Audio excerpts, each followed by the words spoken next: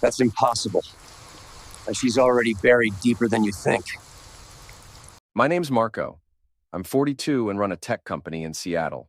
What I'm about to share took place 5 years back, but I need to lay it out the way it truly happened.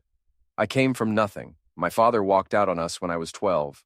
While other kids wasted time on games, I studied, hustled, and carried a deep anger at a world that had already shown me its cruelty. By 25, I owned 3 thriving startups. At 30, my net worth hit $50 million. By 35, I married Jenny Neal, a striking brunette from a modest background who seemed genuinely drawn to my drive and ambition. We had our daughter Casey, now 19 and set to graduate from Stanford. We bought a Bellevue mansion and checked every box of the so-called American dream. Those first years were solid. Jenny stood by me even as my obsession with growth meant 18-hour days, missed dinners, and weekends buried in work. She seemed to understand that I wasn't just chasing money. I was chasing security, power, and a legacy no one could strip away. But prosperity often leads to comfort, and comfort invites betrayal. The signs were there, though I was too busy expanding into Asia to notice trouble inside my own home. 3 weeks before everything unraveled, Jenny's habits shifted. She guarded her phone, slipped into rooms to take calls, and ran errands that ate up hours. One night at dinner, she checked her phone 3 times in 20 minutes, hiding the screen from me. When she excused herself for the bathroom, her purse and phone went with her. Years of reading threats and rivals had sharpened my instincts. They screamed danger. The real breaking point came when my partner, Wesley Stratton, texted about an urgent meeting on the Henderson account, one of our most valuable clients. Later that night, I casually asked Jenny if she knew anything about Henderson Industries. Something flickered in her expression. Fear, guilt, maybe recognition. Her answer was flat. No. Should I? Her voice sounded too light, too forced, like nails on glass. Wesley was everything I wasn't in social settings. Tall, smooth, magnetic. Women blushed around him. Men trusted him without question. I'd met him 5 years earlier when his failing consulting firm needed saving. I recognized his charm and connection, so I brought him in, giving him 40% of the expanded company. Looking back, it was the worst business decision I ever made. That night, I poured a glass of 20-year Macallan and sat in my study, watching Jenny on the house cameras I'd installed for security. She was upstairs texting, smiling at her phone in a way I hadn't seen directed at me in months. When Casey knocked, Jenny hid the phone instantly and put on her perfect mom face. The act was flawless, but my life had been built on reading the truth behind masks. The next morning, I called Gerald, my brother in Portland, a private investigator. We hadn't spoken since Casey's 13th birthday, when he'd accused me of putting business before family. "I need you to check into something," I said. "Straight to business, as always," he replied with that weary tone. "What is it this time?" "My wife, quietly, and Wesley Stratton." Gerald paused. "You sure you want to dig here? Some things, once known, can't be undone. Do it." 3 days later, he sat in my study, sliding a manila folder across the desk. His face was heavy with the same look he'd worn when he told me our father had remarried and built a new family in California. "You won't like this," he said. I opened the folder. Photos spilled out. Jenny and Wesley kissing at the Fairmont Olympic Hotel, embracing in his BMW, entering an apartment building on Capitol Hill. The timestamps told the story. 8 months of deception, starting right after Wesley had pushed to expand our partnership agreement. "There's more," Gerald warned. He showed me shots of Wesley meeting a man named Tommy Travis, known for forging identities and helping people vanish. Then pictures of Jenny sneaking into my office, snapping photos of files from my safe. "What files?" I asked, though I already knew. "Insurance papers, contracts, offshore accounts, partnership records, enough to strip you clean." I checked my safe. The files had been moved, barely, but I noticed things others miss. How much could Wesley get with Jenny feeding him my personal information? Gerald's silence said it all. Finally, with her access, everything, Marco, the whole fortune. The plan was bold, almost elegant. Jenny would stage her own passing in a car crash. The life insurance payout alone, 10 million plus more policies I'd taken as our wealth grew, would be staggering. While I mourned, Wesley would seize control of accounts, shifting money offshore through crypto and shell firms. They had even roped in Ivan Graham, my trusted accountant of 6 years, to make the transfers look legitimate. By the time anyone caught on, the 3 of them planned to be long gone, living in some safe haven with no extradition, maybe Costa Rica or Malaysia, carrying new names and holding more money than they could ever spend. Casey would be left behind with a broken father, watching her future stripped away, along with the empire I had built, to give her stability and choice. But they miscalculated one thing. They misread me. They thought Marco Christian had grown soft, a wealthy man lulled into trust by routine and comfort. They forgot about the boy who swore at 12 never to be abandoned again, the teenager who built a company to prove he needed no one, and the man who spent decades mastering human nature, learning how to dismantle anyone foolish enough to cross him. My response began at once. First, I needed a stand-in, someone who could pass for a dead body. I called Melissa Connor, once a military police officer, now a private security pro. Petite, blonde, and disarmingly harmless in appearance, she was ideal for what I envisioned. I need someone to play the sufferer of a fatal crash, I told her over coffee downtown. It has to look real for at least an hour. She lifted a brow, but her face stayed calm. Her field probably exposed her to stranger jobs. That's a rare request, Mr. Christian. Why? I'll pay you 50 grand for a day, I said, watching her interest sharpen. I gave her a trimmed version of the truth. My wife was plotting to fake her passing to steal from me, and I wanted to flip the scheme against her. So you want me to act as her corpse? While she's... where exactly? Somewhere safe, alive, but unable to move forward with her theft. As she thought it over, I started the next step. My basement was reworked into a hidden chamber, soundproof, climate-controlled, fully stocked for a long stay. It had its own bathroom, a small kitchen, comfortable seating, and most importantly, screens tied to cameras across my house and offices. I also altered the security system, giving me full control over what got recorded, leaving gaps I could later use to shape whatever story I needed told. Mental warfare mattered as much as physical setup. I studied sensory control, psychological tactics, ways to reshape a person's view of reality. I had no plans to torture Jenny. I wasn't a monster, but I intended for her to fully grasp how she'd been knocking and how little room she had left to maneuver. Meanwhile, Wesley unknowingly played into my trap. In our meetings, he pushed to move assets faster, claiming tax planning before year-end. He urged us to recheck our partnership terms, pretending it was about efficiency. In truth, he was rushing their plan, likely because he knew I was about to audit every partnership and uncover his scheme. I'd already turned Tommy Travis, the fixer set to fake Jenny's end and create her new identity. A washed-up ex-military contractor, he folded quickly when I offered him triple what Wesley paid plus a clean consulting role in one of my firms. Within a day, Tommy was on my payroll, ready to run a very different script. The night before their move, I sat in my study watching Jenny pack a small suitcase she thought I didn't notice. She'd told me she was meeting her sister for shopping, but I knew better. She was preparing to vanish with Wesley. Later, I found the note she left. Words about her love, urging me to care for Casey, asking me to remember the good times. The hypocrisy was almost unbearable. Friday came gray and wet, the perfect cover for tragedy. Jenny kissed my cheek, lips cold as stone. "See you tonight," she said, giving what she believed was her final lie. "I love you, Marco." If she had ever loved me, she wouldn't have plotted for months to ruin me and abandon our daughter. Still, I smiled and replied, "I love you too. Drive safe." That day, I tied off the last threads. Investigators raided Ivan Graham's office and found proof of theft that would land him in federal prison unless he flipped. Wesley's apartment was wired, his calls monitored live. By 4 o'clock, I received the signal I was waiting for. "It's done," Tommy reported. "Her car's totaled on Highway 18. Looks perfect. But don't worry, she never touched the wheel." Jenny wasn't behind the wheel at all. She was unconscious in the back of Tommy's van, sedated during what she thought was her last prep meeting. She would wake up in my hidden basement, alive, but trapped. At the same time, Melissa Connor lay staged in the wreckage of Jenny's Mercedes, her face hidden just enough to pass inspection, waiting for police to declare that Jenny Christian had died. An hour later, I was in the kitchen, setting the table for our anniversary dinner, a detail that would make my grief seem even more poignant when the knock came. Officer Bruce Jackson stood at the door, his uniform crisp despite the rain, with a younger officer behind him who had the kind of sympathetic eyes that suggested he'd volunteered for this particular duty. "Mr. Christian, I'm Officer Jackson with the Bellevue Police Department. I'm afraid I have some very difficult news. Your wife was involved in a fatal car accident approximately an hour ago." I let my face show the perfect progression of emotions. Initial confusion, growing concern, then shock and disbelief. My hand gripped the door frame, my face went pale, and my voice cracked exactly right when I spoke. No, that's impossible. She's upstairs asleep. She had a headache earlier and went to lie down.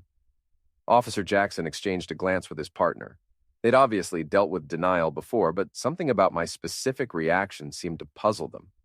Sir, I understand this is difficult to process, but we found her vehicle wrapped around a tree on Highway 18. The medical examiner has confirmed her passing. No. My voice carried the perfect note of desperate denial, a man clinging to hope against impossible odds. She's here. She's upstairs in our bedroom. I'll show you. I led them through the house, my steps urgent and desperate, calling out as we climbed the stairs.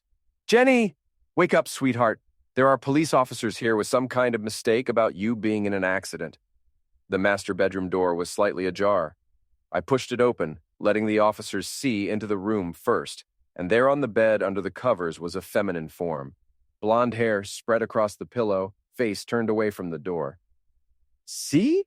My voice was thick with relief and vindication. She's right here. She's just sleeping deeply because of the headache medication. But Officer Jackson's training kicked in immediately. Something was wrong. The figure wasn't breathing, wasn't responding to our voices, wasn't showing any of the normal signs of life. His hand moved instinctively to his weapon, and his partner followed suit. Sir, Jackson said, his voice now carefully controlled and official, I need you to step away from the bed. My expression shifted from relief to confusion to dawning horror. Another perfect performance. What's wrong? What are you doing? Jackson approached the bed carefully, his tool drawn but pointed down, and when he reached out to check for a pulse, his hand found cold, waxy skin. It was a life-sized, incredibly realistic mannequin that had cost me $15,000, dressed in Jenny's nightgown, wearing her jewelry, with a custom-made blonde wig styled exactly like her hair. Mr. Christian, Jackson said, his voice now completely official and cold. I need you to put your hands where I can see them and tell me where your wife really is. My performance shifted seamlessly to confused panic. I don't understand. She was here when I went downstairs to start dinner. She was sleeping right here. Someone took her. 30 feet below where we stood, Jenny Christian was waking up in my specially prepared room. The walls were soundproof, the door was reinforced steel, and there was no way out except through me. She would wake up to find herself in what looked like a comfortable hotel suite, except for the complete absence of windows and the large flat-screen TV mounted on the wall that showed live feeds from throughout our house. As her consciousness returned fully and she realized what had happened, I spoke to her through the intercom system. Hello, darling. I trust you're feeling better. You were unconscious for quite a while. The trap was sprung, and now the real game could begin. Over the next several days, Jenny was forced to watch everything unfold on her monitors while I controlled every aspect of the narrative. She saw Wesley arrive at our house that evening, playing the concerned business partner perfectly, embracing me at the front door while offering his condolences. The irony was exquisite. The man who'd been planning to rob me blind was now my alibi, confirming to police that he'd spoken with me an hour before the accident, and that I'd been home preparing our anniversary dinner. You're insane, Jenny said through the intercom during one of our first conversations. I'm thorough, I corrected. Did you really think you could steal 16 years of my life, rob me blind, and just walk away? Did you think I'd never discover the offshore accounts, the false identities, the insurance fraud? She watched in growing horror as Gerald arrived to provide family support, as neighbors came to offer condolences, as Casey's teachers and friends' parents stopped by to express their sympathy. Everyone believed Jenny Christian was dead, and they all witnessed my grief-stricken performance. Even Casey, staying at her friend Melissa Connor's house during the chaos, was told the devastating news by phone and would return home to a father destroyed by loss. Our daughter, Jenny whispered. You're letting her think I'm dead. Our daughter will be fine. Better than fine. She'll inherit everything that would have been yours, plus the insurance money. She'll be very wealthy, and she'll never know her mother was a cheating thief. But the psychological pressure was just beginning. Over the following week, I had Ivan Graham visited by people posing as federal agents investigating financial irregularities. The fake agent Stephanie Hogan presented him with fabricated evidence suggesting systematic embezzlement from Christian Industries, all pointing to Wesley as the mastermind. You can cooperate with our investigation, the fake agent told Ivan, or become the fall guy for the entire operation.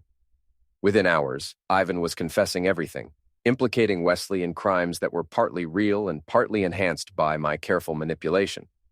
When Wesley received Ivan's panicked call about federal investigators, he made exactly the mistake I'd been counting on. He tried to escape with the stolen money, moving $2.3 million across international borders in a desperate attempt to disappear. That's when I provided the real authorities with genuine evidence of wire fraud and money laundering. Wesley Stratton was arrested at 6 a.m. by actual Seattle Police Department officers, led by the same Officer Jackson who'd responded to Jenny's accident. "This is insane!" Wesley shouted as he was handcuffed in his pajamas. "I haven't done anything wrong." But the evidence was overwhelming because much of it was real. I'd simply accelerated the timeline and enhanced the scope. Wesley's own greed provided the rope for his hanging. "He's abandoning you," I observed to Jenny as we watched Wesley's arrest on her monitor. "The moment he thinks he might get caught, thoughts of rescuing you disappear entirely. He's not trying to find you, not worried about your safety. He's only concerned about saving himself." Jenny watched in devastation as Wesley made frantic calls to lawyers and tried to arrange his own escape, never once asking about her whereabouts or safety. The man she'd risked everything for didn't even pause to wonder what had happened to his supposed great love. 2 weeks after her end, I entered Jenny's room for our first face-to-face meeting since her imprisonment. She looked terrible, pale, thinner, hollow-eyed from the psychological pressure of watching her perfect plan crumble while being powerless to stop it.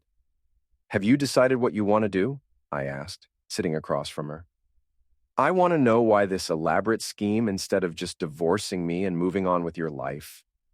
Because divorce would have given you half of everything I built. Because prosecuting Wesley would have made him a martyr to your affair. Because moving on would have meant accepting that betraying Marco Christian carries no consequences." Her choice was brutal in its simplicity. She could remain dead as Jenny Christian, letting Casey believe her mother died in a tragic accident while loving her daughter, or she could live under a completely new identity, knowing that any attempt to reclaim her old life would destroy Casey's image of her mother and reveal that Jenny Christian was a criminal who had abandoned her child. "I choose exile," she said finally, "but I have conditions. You're hardly in a position to negotiate. I want regular updates on Casey. Photos, school reports, confirmation that she's happy and healthy. I want to know my daughter is thriving even if I can't be part of her life." I agreed. "Anything else?" "Promise me that whatever story you tell Casey about how I died, it's something she can live with, something that won't destroy her memory of me. She believes you died instantly in the accident, that you didn't suffer, and that your last words were about how proud you were of her." 3 days later, Gerald drove her to Montana, where Bethany Hickman would begin her new life as a bookkeeper in a town so remote it barely appeared on maps. The rules were absolute. No contact with anyone from her old life, no research about Casey or me, no attempts to return to Seattle. Breaking these rules would trigger the release of evidence proving Jenny Christian had faked her passing as part of Wesley's embezzlement scheme, destroying Casey's inheritance and sending Bethany to federal prison. That was 5 years ago. Wesley received 35 years in federal prison. Ivan served 5 years and disappeared into witness protection. Christian Industries absorbed Wesley's partnership share and became more profitable than ever. Casey graduated high school as valedictorian, earned a full scholarship to Stanford, and is now studying business because she wants to build on what you and Mom started together. Every month, Bethany Hickman receives an unmarked envelope containing photos of Casey at school events with friends, growing into the confident young woman her mother will never know. Casey looks happy in every photo, and that's all that matters to the woman who was once her mother.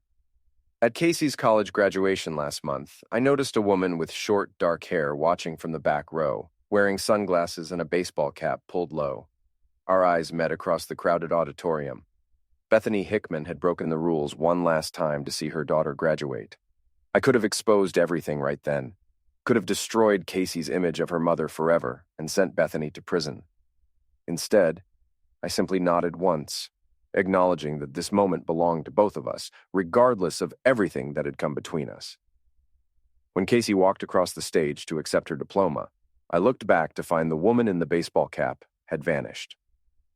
Later that evening, I received a single text from an unknown number. "Thank you." I deleted it immediately and never heard from Bethany Hickman again. Jenny Christian is dead, buried in a cemetery plot where Casey visits every month to leave flowers and tell her mother about her achievements. My daughter inherits everything, believing her parents loved each other and that her mother died believing in her unlimited potential. Wesley Stratton rots in federal prison, abandoned by everyone who once admired his charm. And somewhere in Montana, a woman who betrayed me lives every day with the consequences of crossing someone who never forgives and never forgets. The war is over. The victory was total. But I learned that even perfect revenge can contain moments of imperfect mercy.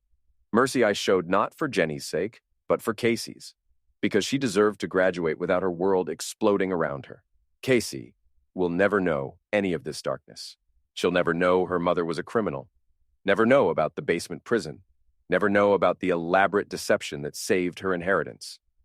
She'll only know that her mother believed in her potential and that her father would do anything to protect her future. In the end, that's the only victory that truly mattered.